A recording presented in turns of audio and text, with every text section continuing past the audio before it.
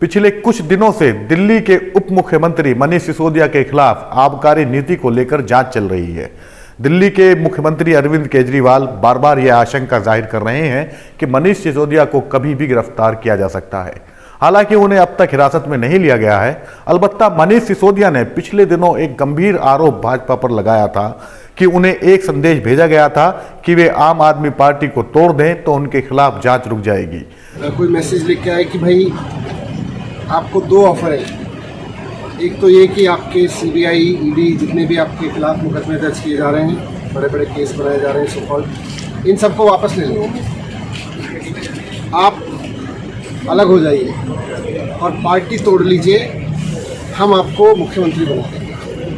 तब मनीष सिसोदिया ने ट्विटर पर अपना जवाब बताया था कि मैं महाराणा प्रताप का वंशज हूं, राजपूत हूं, सर कटा लूंगा, लेकिन भ्रष्टाचारियों षड्यंत्रकारियों के सामने झुकूंगा नहीं।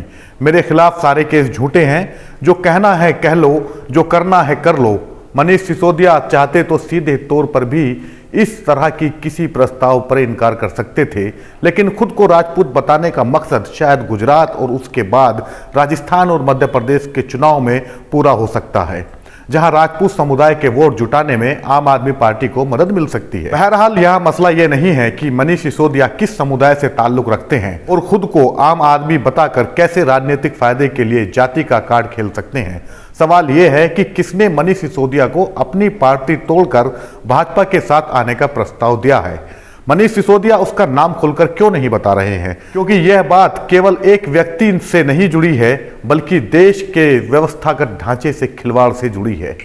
मनीष सिसोदिया ने यह नहीं बताया कि कौन उनके जरिए पार्टी तोड़ने की कोशिश कर रहा था, और अब आम आदमी पार्टी के 4 और विधायकों सोमनाथ भारती, संजीव झा, कुलदीप कुमार और अजय दत्त ने आरोप लगाया है कि उन्हें भाजपा के कुछ बड़े लोगों की ओर से 20-20 करोड़ रुपए का लालच दिया गया है। यह लालच इसलिए दिया गया है कि वे भाजपा में शामिल हो जाएं, और अगर वे ऐसा नहीं करते हैं तो सीबीआई और ईडी का सामना करने के लिए तैयार हो जाएं। एक एमएलए को 20-20 करोड़ रुपए ऑफर किए जा रहे हैं। 40 एमएलए चाहिए इनको। 800 करोड़ रुपए इन्होंने कहीं रख रखे हैं तैयार दिल्ली की सरकार गिराने के लिए। आज देश की जनता इनसे पूछना चाहती है, ये 800 करोड़ रुपए किसके हैं? ये 800 करोड़ रुपए जीएसटी के हैं? ये 800 करोड़ रुपए पीएम केयर्स के हैं? ये 800 करोड़ रुपए इनके किसी दोस्त ने दिए हैं? ये किसके पैसे हैं, कहां रख रखे हैं, जो दिल्ली की सरकार गिराने के लिए ये जवाब पूछ रहे हैं। आम आदमी पार्टी इन आरोपों के साथ भाजपा पर हमलावर है और दावा कर रही है कि महाराष्ट्र जैसा खेल यहां भी खेलने की कोशिश हो रही है।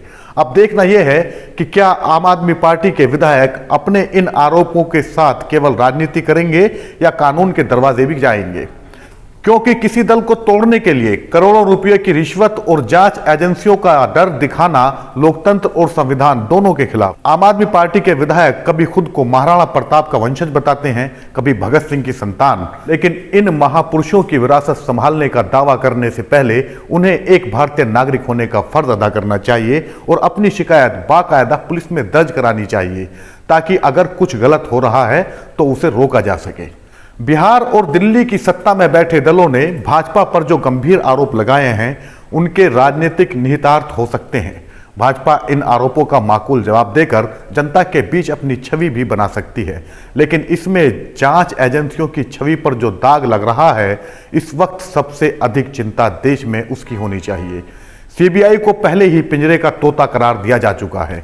देश की प्रमुख जांच एजेंसी पर यह एक ऐसी टिप्पणी थी जिसके बाद सीबीआई की हर कार्रवाई को राजनीतिक चश्मे से देखने का चलन बन चुका है। अब उसमें प्रवर्तन निदेशालय और आयकर विभाग भी शामिल हो चुके हैं। देश में पुलिस प्रशासन पर पहले ही लोगों का भरोसा उठ चुका था। बरसों बरस चलने वाले मुकदमों के कारण न्यायपालिका की साख भी दरक रही है। जांच एजेंसियों के बारे में अगर यह धारणा बन रही है कि उनकी उपयोगिता राजनीतिक इस्तेमाल तक रह गई है, तो यह देश की आंतरिक व्यवस्था और प्रबंधन के लिए अच्छे संकेत नहीं है।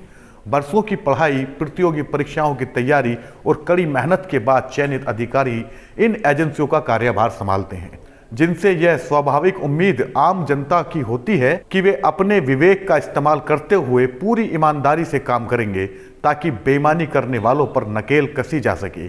देश के साथ धोखाधड़ी करने वालों को रोका जा सके। अगर इतने योग्य अधिकारियों को राजनीतिक दल अपने हित के लिए इस्तेमाल करेंगे तो फिर कुछ लोगों के कारण सारी संस्थाओं की छवि पर दाग लगेगा। तो यह ना इन संस्थाओं के लिए अच्छा है और ना देश के लिए।